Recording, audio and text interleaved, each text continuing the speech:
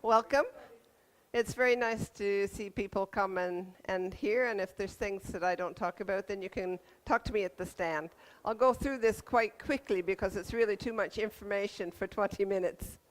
But this is Norway, long country, several larger centers, and a lot of people who live in the rural areas. The main city, the capital city, is Oslo, with 660,000 people. The labor situation in September, we have 3.1% unemployment on the national level, but there's a lot of local variation. So the lowest unemployment is in academic work, education, and health. And here they say that this is where higher unemployment is, but that's often for people without qualifications. If you have good qualifications, then the work market is quite good. As you see, there's a lot of variation. In the areas that are red, the unemployment is over average, and in the green areas, it's under average. I am from this area here, and our unemployment is 1.6%. Not very high. We need people in the health sector. We need a lot of people in hotel and tourism, hospitality. We have a big tourist industry. It's growing quickly. The people traveling see Norway as a good and stable place to visit. Walt Disney's Frost movie had an effect. So we have a lot of growth there and need a lot of new people. And the season is growing. And we have winter season in the mountains, and we have summer season along the coast and in the fjords. So a lot of people manage to get work year-round by moving between different places. And there, of course, is permanent full-time work as well. Education, we need preschool teachers, but if you're teaching or working with children, then you need the Norwegian language. And we really need people within the construction, builders, electricians, roofers, air conditioning technicians. A lot of that work goes through recruitment agencies because the companies are so busy they don't have time to recruit themselves. So it's not necessarily negative to take a job through Adecco or Ronstad, and then they put you out in the companies, and after a certain time, then a lot of the companies will take over for permanent positions. And we need car mechanics, lorry drivers, heavy machinery mechanics. If you're going to drive a lorry or a truck in Norway, then you have to be able to cope with winter roads. Healthcare, we need specialist nurses, we need doctors, pharmacists, optometrists, occupational therapists. A lot of these occupations you work with people, so then you have to learn the Norwegian language. Norway is a small country with 5 million people, so it can seem like a lot of work to learn Norwegian. But if you learn Norwegian, you can also work in Sweden and Denmark because the countries' languages are so similar that suddenly you have a work market of 20 million instead of 5.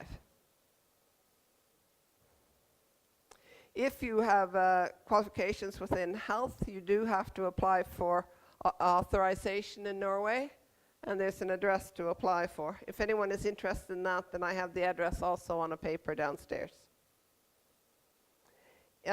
In hotel and tourism, there's a lot of seasonal, but there is permanent jobs as well.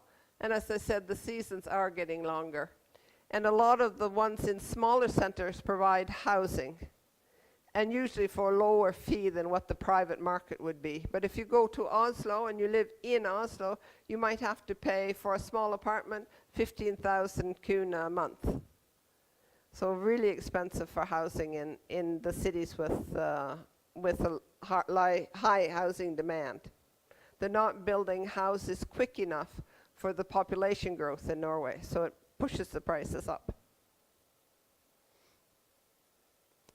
If you want to look for jobs, you can go into NAV, is the name of the public employment service in Norway. Someone here is taking a picture of the screen. That's a good idea.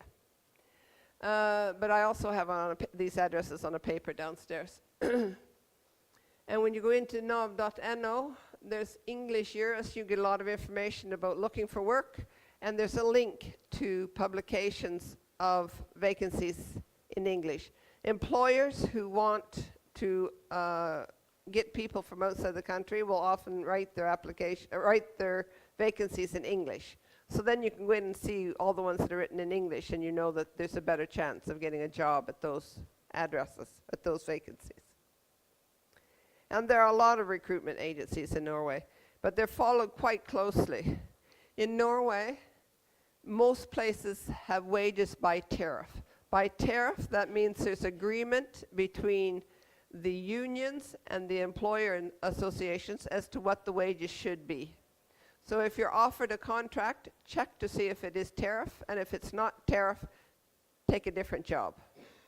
But most of the recruitment agencies are quite tightly followed up by authorities and are supposed to offer tariff wages. If they don't, you don't need that job.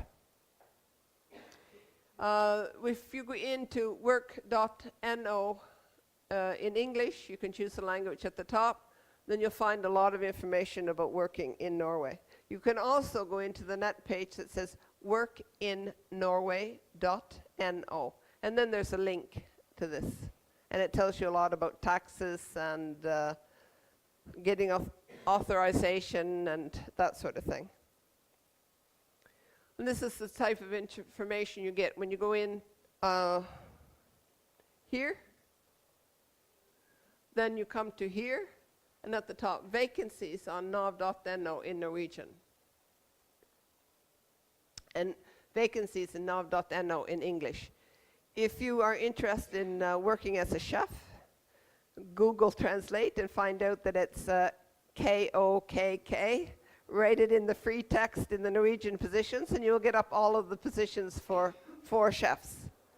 And a lot of them will also accept applications from English speaking, because within chefs and pastry chefs, we need a lot of people. So try and find out what it's called in Norwegian and do a search. If you're looking for a job in Norway, it's the normal way is to write a CV in English or Norwegian. Don't send it in Norwegian if you don't speak Norwegian, because you give false expectations. Just write it in English if you speak English. Some people use Google Translate, and Google Translate from English to Norwegian is not good, and it'll ruin your chances. The only thing that's worse is English to Finnish. But write your personal information, your education, your work experiences, something about the courses and certificates.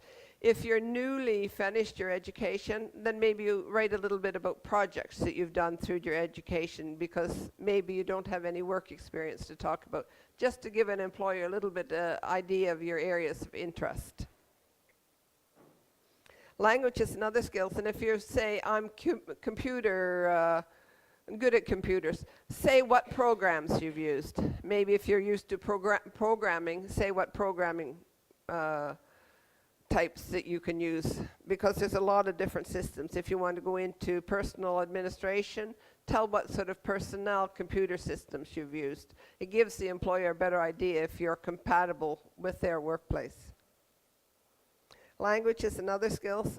Norwegians speak English. They learn to speak English already from the kindergarten stage, but they don't speak a lot of other languages. So if you speak other languages in addition to English, that might be an advantage for you, particularly in hospitality.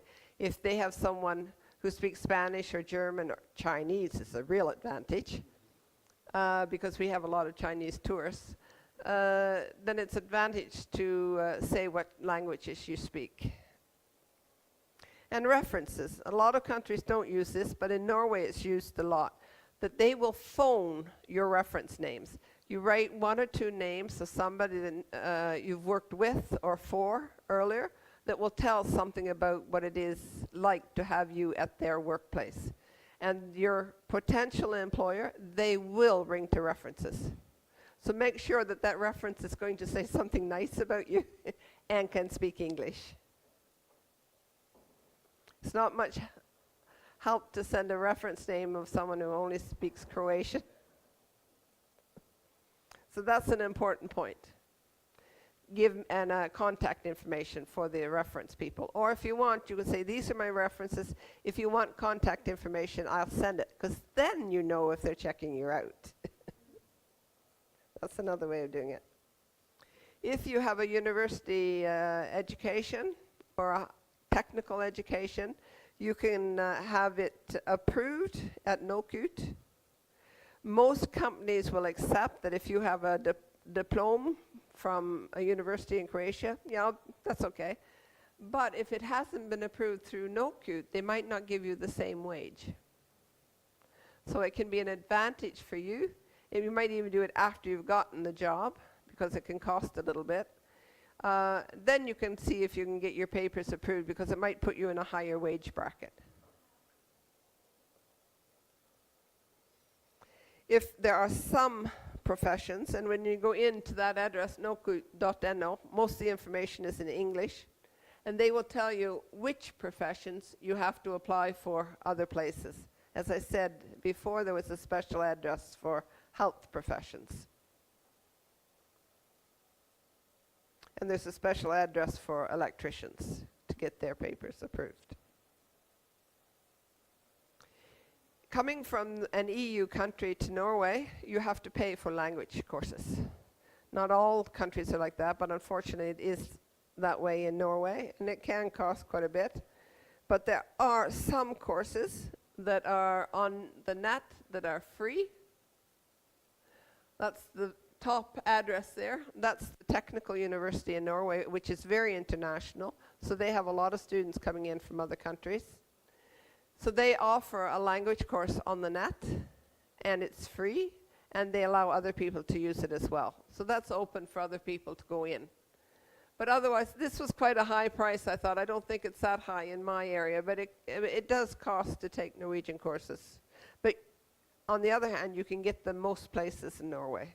Most municipalities offer language courses. We have an Working Environment Act, which is fairly strict. Not all employers follow it, but they're supposed to. And we have a control agency, Norwegian Labour Inspection Authority. If you suspect that the conditions at work aren't correct, you can check with them. A lot of their information is in English on the net, and you can call them. If you suspect that you're not being treated properly or your contract isn't right or whatever, then you can talk to them and they'll help you. 37.5 hours to 40 hours. By law, you're allowed to have 40 hours, but most places that have unions work 37.5 hours a week. The maximum number of hours you're supposed to work in Norway is 54. But some places they'll give you 60 hours one week and 30 hours the next week, especially if you're working in hospitality. And for short periods, you can work some overtime, and then you're supposed to be paid extra for the extra hours. But they cannot give you a lot of work over a long period of time. It's not allowed. Yeah, so you cannot work more than 54 hours a week, more than a couple of weeks at a time. I think the max maybe is 6 weeks, but then you have to go 3 weeks without any work. So if you're thinking of your wages and you're thinking, oh, I'll make a lot on overtime, you might not, because there are legal restrictions as to how much overtime you can work. And the goal there is that they want you to be able to work until you're 67. They don't want you to get sick when you're 50. So you're paid usually once a month. There's usually a trial period. You may get a permanent job, but the first 6 months you're on trial to make sure that everything works out as expected. And that's standard, that's not unusual. And in that first 6 months, there's 2 weeks notice that, okay, this isn't working out, you have to leave in 2 weeks. Like yeah. And once you've worked for 6 months, usually it's 1 month notice. If they find, oh dear, we've lost our contract, we don't have work for you anymore, then they have to give you 1 month's pay, even if there's no work. If they don't do that, then you report them to the police. Holidays in Norway is usually 25 days a year. I'm old, I get a lot more. So that's one positive thing about, we pay fairly high taxes. We have high pay, but we pay a lot back. Oops, wrong way.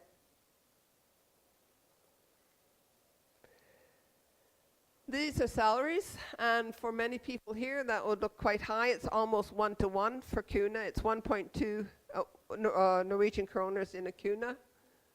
So the wages are quite high. Average wage of 42,000 would be 37,000 kuna a month. That's an average, but if you're working in hospitality, it's lower. If you're working as an engineer, it's higher. But still in Norway, you have a relatively flat wage. Someone who is working as a boss in the company doesn't make a lot more than somebody working on the technical things on the floor. So that's one thing that's special about the Norwegian workplace. It has a relatively flat structure. People are expected to come with their ideas, to take initiative to things, work good in teams. You can talk to your boss. You sit beside your boss at the lunch table. He's in jeans. You're wearing jeans. So it's a relatively relaxed workplace. But they expect you to work. You don't take long breaks in Norway. You have maybe take only 20 minutes for lunch. And you might not take a coffee break otherwise. So that when you're there, you work. But still, it's a relaxed, and most places have a good environment to talk to the boss, talk to your co-workers, but you work while you're there.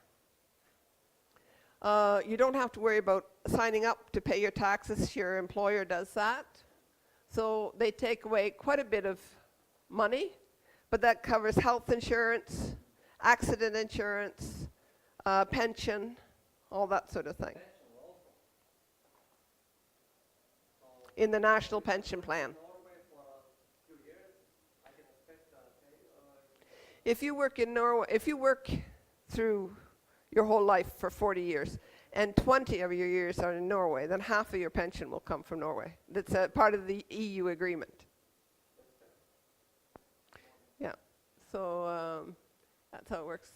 And I mentioned tariff. Most places, the wages are determined between agreements between the unions and the workplace. The unions are quite strong in Norway.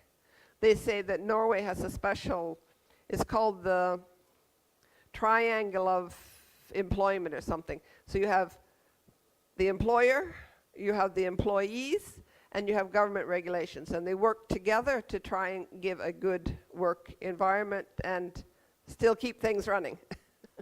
Shouldn't be so regulated that you don't make any money, but regulated enough that people have a good work life. In some places there are minimum wages, and that's because we have seen social dumping. So where government sees social dumping, they enforce what the wages, minimum wages, have to be. So you'll see that in agriculture, cleaning, shipbuilding, electricity, road transport, fish processing, all have minimum wages.